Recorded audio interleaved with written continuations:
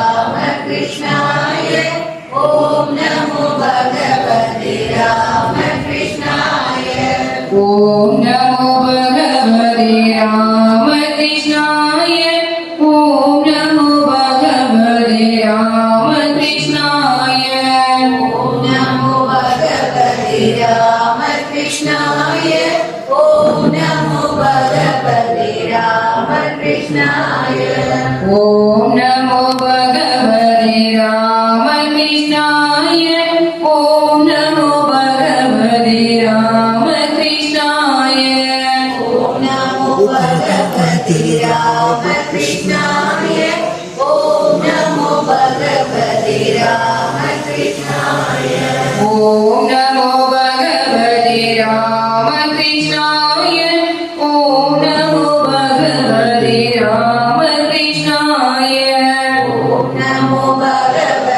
रामकृष्णाय ॐ नमो भगवते रामकृष्णाय ॐ नमो भगवते रामकृष्णाय ॐ नमो भगवते रामकृष्णाय ॐ नमो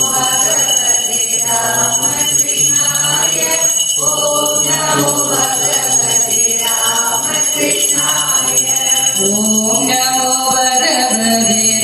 रामकृष्णाय ॐ नमो भगवते रामकृष्णाय ॐ नमो भगवते रामकृष्णाय ॐ नमो भगवते रामकृष्णाय ॐ नमो भगवते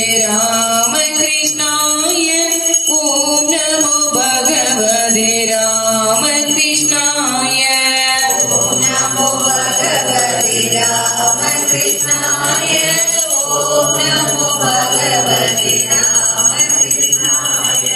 ॐ नमो भगवते रामकृष्णाय ॐ नमो भगवते रामकृष्णाय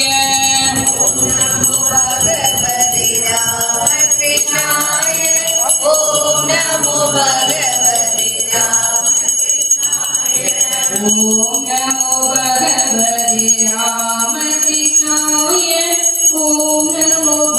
भगवते रामकृष्णाय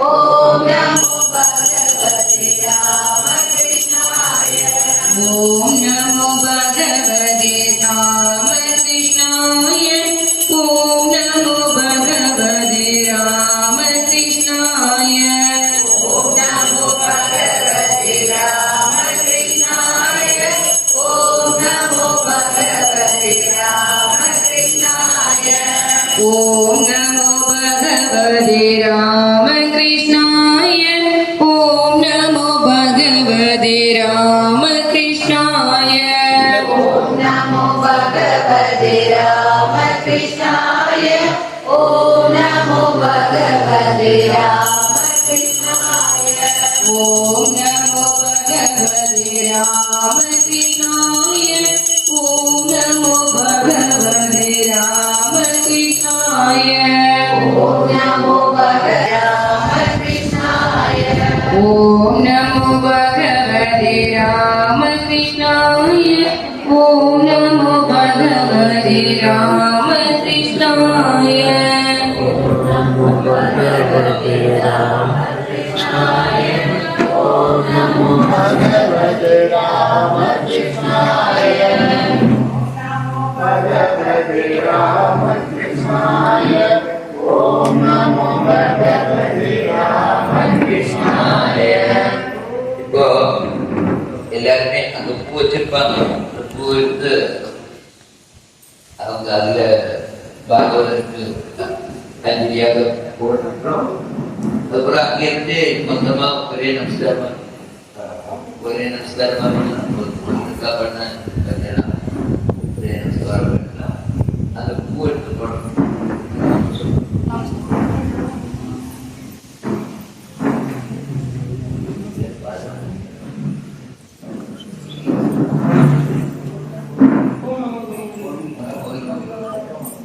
ॐ नमो भगवते रामकृष्णाय ॐ नमो भगवते रामकृष्णाय ॐ नमो भगवते रामकृष्णाय ॐ नमो भगवते रामकृष्णाय ॐ नमो भगवते रामकृष्णाय ॐ नमो भगवते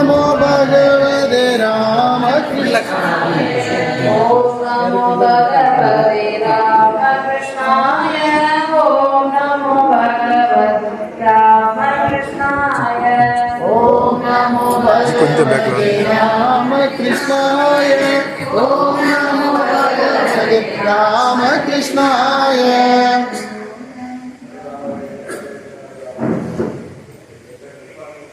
எல்லாரும் சேர்ந்து 3 தடவை திரையம்பகம் சொல்றோம். அதுக்கப்புறம் பூர்ணம் சொல்றோம். அதுக்கப்புறம் ஒரு நிமிஷம் பிரார்த்தனை அப்படி எல்லோரும் இருந்துட்டு இருக்க. அடுத்த இஸ்மே மக்கள் எல்லாம் இந்த நாடு ஓம் த்ரயம்பகம் யஜாமஹே சுகந்திம் புஷ்டிவர்தனம் உர்வாருகமிவ வந்தனாத் நிர்யோகம் ஸ்ரீயமாம்ருதாத். ஓம் த்ரயம்பகம் யஜாமஹே சுகந்திம் புஷ்டிவர்தனம் உர்வாருகமிவ வந்தனாத் நிர்யோகம் ஸ்ரீயமாம்ருதாத். ஓம் த்ரயம்பகம் யஜாமஹே சுகந்திம் புஷ்டிவர்தனம் உர்வாருகமிவ வந்தனாத் நிர்யோகம் ஸ்ரீயமாம்ருதாத். ஓம் பூர்ணமத பூர்ணமிதம் பூர்ணாத் பூர்ணமுதச்யதே பூர்ணஸ்ய பூர்ணமாதாய பூர்ணமேவாவசிஷ்யதே. ஓம் சாந்தி சாந்தி சாந்தி.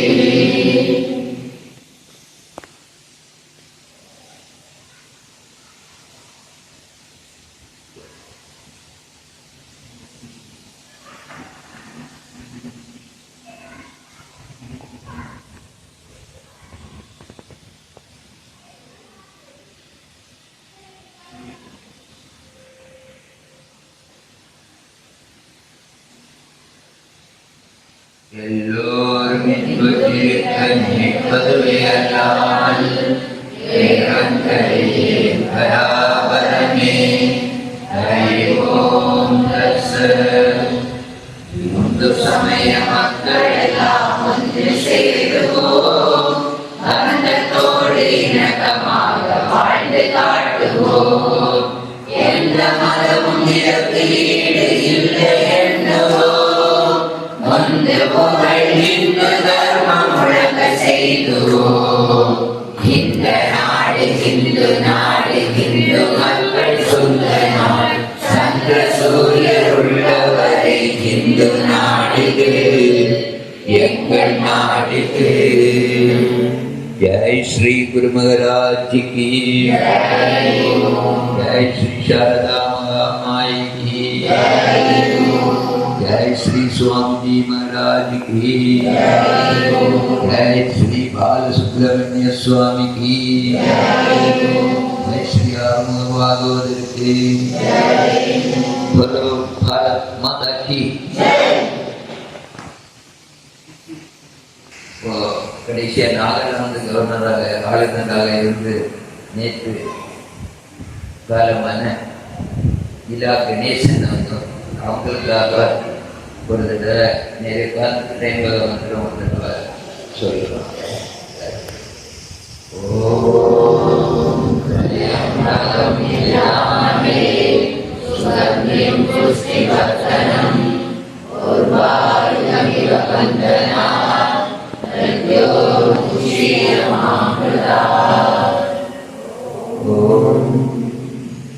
அவங்க வாக்கு பிரச்சாரக்காக மதுரை வாக்கு பிரச்சாரக்காக இருக்கும்போது நான் இங்கே சிக்ஷையாக இருந்தேன்.